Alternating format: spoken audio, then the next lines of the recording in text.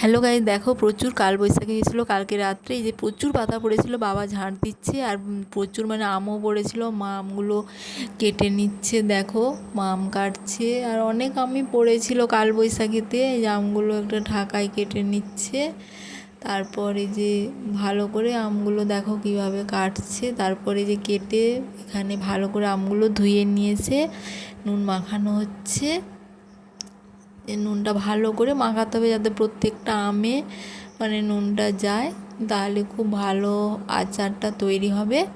এই দেখো কেমন করে খুব সুন্দর করে আমটা মানে করে নিচ্ছে, নুনটা মাখিয়ে নিচ্ছে। তারপরে যে আচার তৈরি হবে আমাদের, দেখো আচার বসেও গেছে কড়াই, এই যে আচার তৈরি হচ্ছে। আর আমের আচার কার না ভালো লাগে বলো, সবারই তো ভালো লাগে। আর এখন তো প্রত্যেক গাছ মানে সবারই গাছে আম আছে, আম পাওয়া যায়। আর তোমাদের কার কার আমের আচার ভালো লাগে আমাকে অবশ্যই